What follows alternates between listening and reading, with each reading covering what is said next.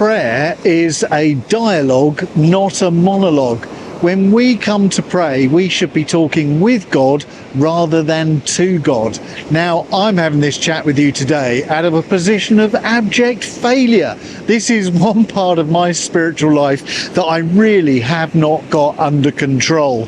How many times have I shown up in prayer and sort of said, morning God, nice to see you. Now, can I have this and can I have that and can I have the other? Oh, and by the way, my wife's struggling with this issue. Can you help her with that? And my daughter's struggling with that issue. And world peace would be nice as well if you can fix that and sort out this situation with the homeless. Sort of treating God like a genie in the lamp to grant me 3 wishes. And God's probably sitting there going, whoa, wait a minute, Steve. How about we just chill out for a little bit first and say good morning? So I really am not good at this, but there are sort of 5 tips that I want to give you today because I'm really trying to work hard at this. And these are 5 ideas that I'm exploring in my own life to try to get a bit better at making prayer a conversation, a dialogue, rather than a monologue. You might see actually that today I'm still here in southern Spain. I've pretty much got the beach to myself. I mean, you can see the clouds behind me and look at those waves out there. It really is not very good weather. So I'm pretty much on my own on the beach, just one other person behind me and their dog. Anyway, what are these 5 tips? Well, let me tell you, and I can tell you that the 5th one is the one that I am most rubbish at. I'm just going to let this person overtake me. Right, okay, so the first tip to trying to make prayer a dialogue rather than a monologue is to remember, when you sit down to pray, remember who God is and who you are. Just take a moment when you sit down to pray to focus on the fact that God is the King of Kings and the Lord of Lords. He is sovereign over all, but he is also our Father as well, isn't he? You know, the Lord's Prayer starts, our Father in heaven. And so when we come to pray, we are talking to somebody who is the sovereign Lord, but somebody who's also our best friend, somebody who is our Father. So before you even ask for anything, start off by reflecting on the nature of God, but also reflecting on your own nature as well. Remember that you are a child of God. You are his beloved, his precious child. And so, of course, you know, he does want to hear from you. He does want to answer your prayers and give you the good things you want and need in life. But fundamentally, to remember that he is our Father and you are his child. So that's the first thing to say when we sit down to pray.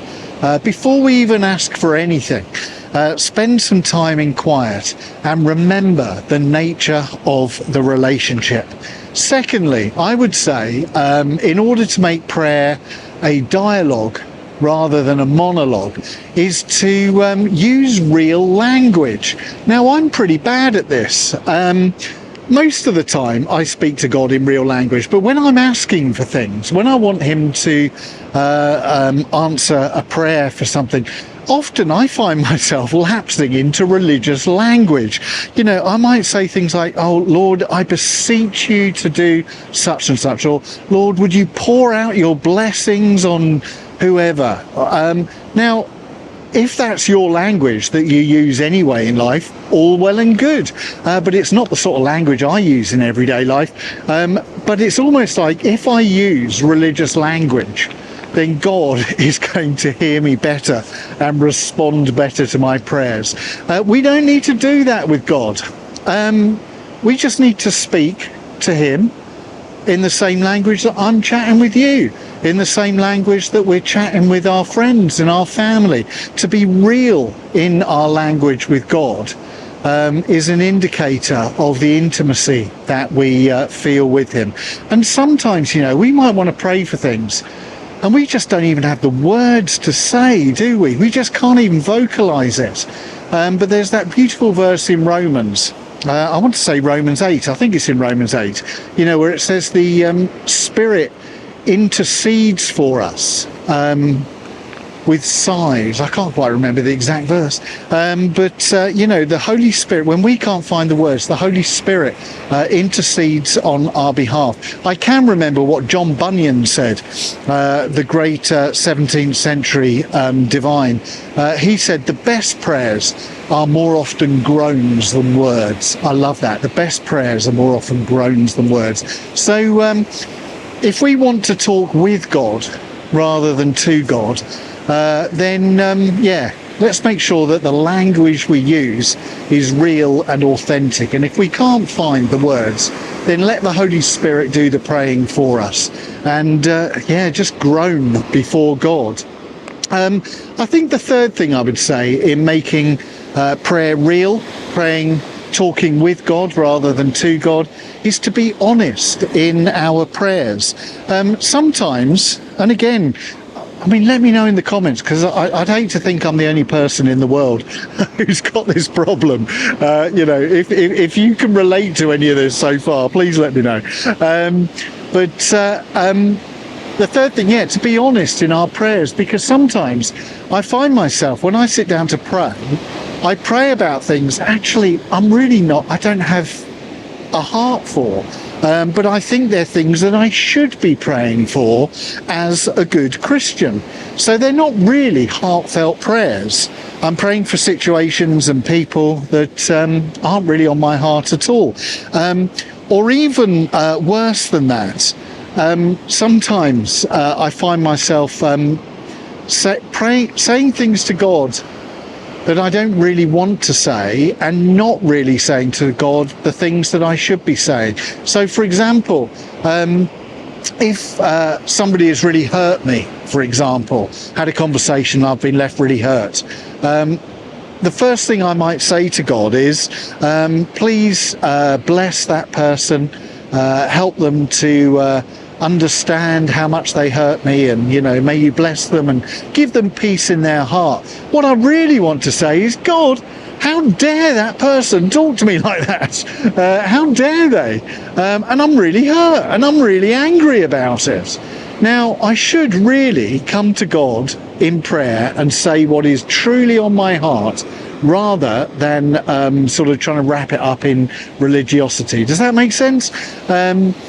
And then when I do that, when I manage to express how I really feel in my heart, maybe then God can bring me to a better, more spiritual place where I then am able to pray forgiveness over that person and to ask God's blessing on their lives. But that's a process, that's a journey, and I think in essence I need to be real in prayer first and tell God what's really going on in my heart. It's not just me, is it? Let me know. Fourthly, I would say if we want to talk with God rather than to God, then we need to stay connected with God throughout the day. Now, Paul in 1 Thessalonians 5:17 said quite simply, pray continually. Now that's quite a loaded verse. There's a lot going on actually in that verse when you put it in context, and maybe sometime soon I'll make another video about that. But one of the things that we can read into that verse, or take out of that verse, is the idea that we can just chat with God as we go through the day. There are times when we should have really focused prayer, when we should sit down, carve out a special time and a special place to pray. I talk about that in quite a few other videos as well.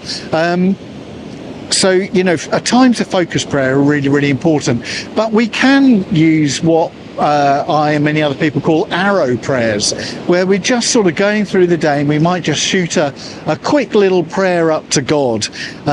So arrow prayers are good, and this idea that we can just chat with God as we're going through the nature of our day, to pray continually. And so we need to get the balance right between focused prayer and continuous connection with God as we are heading through the day. And in that way, if we're just kind of including God in the sort of going in and coming out of life, then we end up chatting with him rather than to him.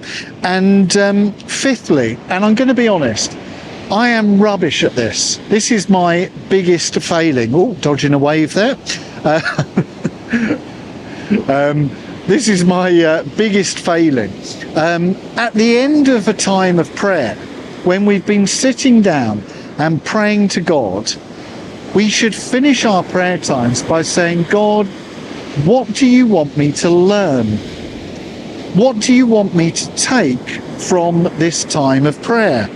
And at that point, for us then, just to be quiet and to let God speak to us, to allow God's space to talk to us and tell us how he might want us to change, what he might want us to take from out of this prayer time, what difference we can make in the world. How do we hear God's voice? Well, often in the most quiet of ways. We're reminded of that passage in 1 Kings 19 where Elijah, looked for God in the wind, but God wasn't in the wind. He looked for God then in the earthquake, but God wasn't in the earthquake. And then there was the small whisper of a voice, and God was in the whisper. And, when we want to hear God speaking to us, it can be in a whisper. Maybe at the end of a time of prayer, we might have a deeper sense of peace. Or maybe God might speak to us through a particular Bible verse. Or maybe God will speak to us through someone else through the day. Or maybe God will speak to us through our conscience. We need to listen to God. So rather, if we want to talk with God rather than to him, we've got to give him the opportunity to speak to us. So at the end of a time of prayer, to just pause and say to God, okay, what do you want me to learn? What do you want me to take out of this time we have had together? So there's 5 tips really to try to turn prayer from a monologue into a dialogue, so that we don't just talk at God or to God, but we talk with God. Let me know in the comments if you've got any other suggestions. Sorry, I'm holding on to my hat because it's really windy. Let me know if you've got any other tips as well, because I could really benefit from that, and I'm sure other people could too, because I'm such a beginner at this area of my spiritual life. But anyway, from a very, very windy and stormy southern Spain today, thanks for being with me, and I look forward to being with you again soon. Take care. Bye.